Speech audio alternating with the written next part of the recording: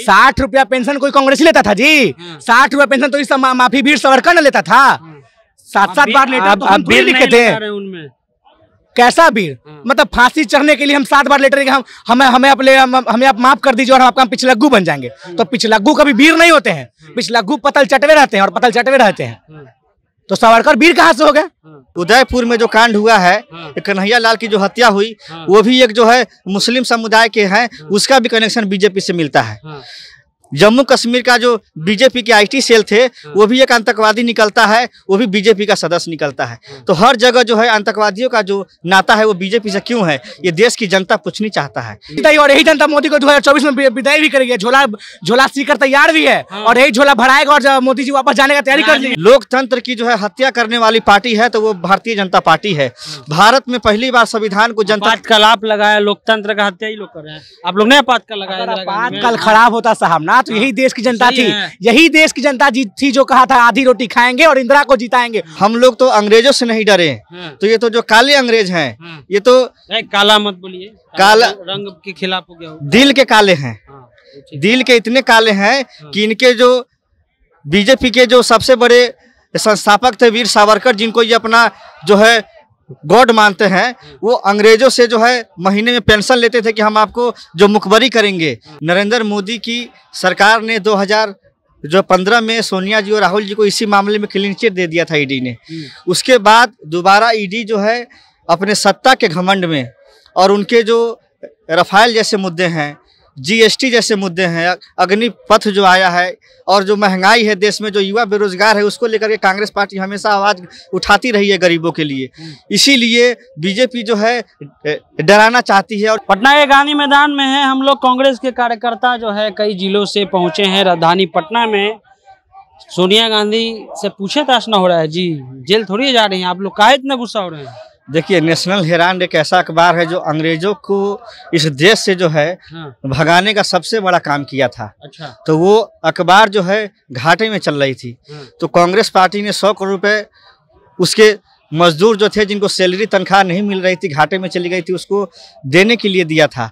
नरेंद्र मोदी की सरकार ने 2015 में सोनिया जी और राहुल जी को इसी मामले में क्लीन चिट दे दिया था ईडी ने।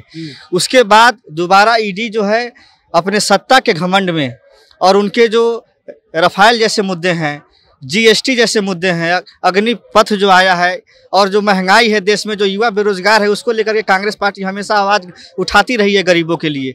इसीलिए बीजेपी जो है डराना चाहती है। और जो डर जाइएगा, हम लोग तो अंग्रेजों से नहीं डरे, तो ये तो जो काले अंग्रेज हैं, ये तो काला मत बोलिए, काला रंग के खिलाफ हो गया, दिल के काले हैं।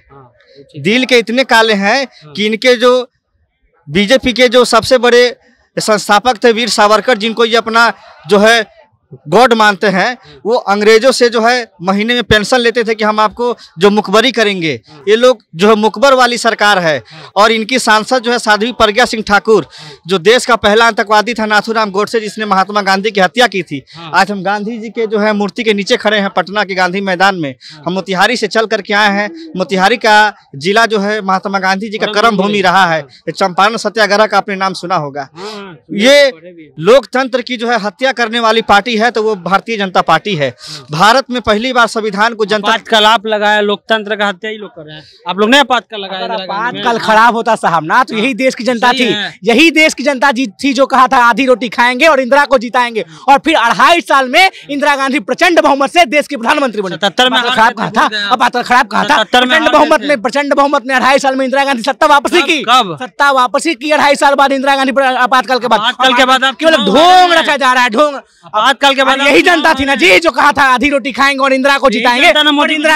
और इंदिरा गांधी फिर से यही जनता ने बिल्कुल यही जनता मोदी को जिताई। और यही जनता मोदी को 2024 में विदाई भी करेगी। झोला सीकर तैयार भी है और यही झोला भराएगा और मोदी जी वापस जाने का तैयारी कर ली है। राजनीति में काल्पनिक बातें नहीं होती हैं। अभी आने दीजिए चुनाव, 24 महीने बाकी है, चुनाव आने वाले हैं। देख लीजिए क्या है आज किस तरह अन्न पे जीएसटी लग रहा है, पानी पे जीएसटी लग रहा है, खाना पे जीएसटी लग रहा है, कहीं पे कुछ नहीं है। केवल विपक्ष को डराने का काम किया जा रहा है, विपक्ष को धमकाने का काम किया जा रहा। आप 5 दिन 55 घंटे राहुल जी से पूछताछ किए, उस 55 घंटे में क्या निष्कर्ष निकला ये देश की जनता को बताने का काम कीजिए, लेकिन बताइएगा नहीं, झूठ मूठ का ढोंग रचिएगा, मीडिया में एक ढोंग रचाइएगा कि राहुल जी बहुत बड़े भ्रष्टाचारी हैं। भ्रष्टाचारी हैं तो फिर उन पर कार्रवाई कीजिए, लेकिन कुछ भी नहीं होगा। केवल 5 दिन 55 घंटे उन्हें बैठा कर परेशान किया जाएगा, भूखे प्यासे परेशान किया जाएगा। उसी तरह आज मैडम सोनिया गांधी जी को भी परेशान करने का काम किया जाए, लेकिन को पता नहीं कि यही कांग्रेसी हैं जो अंग्रेजों को परेशान करके भारत से भगा दिए थे। तो आप तो उनके पिछलग्गू है।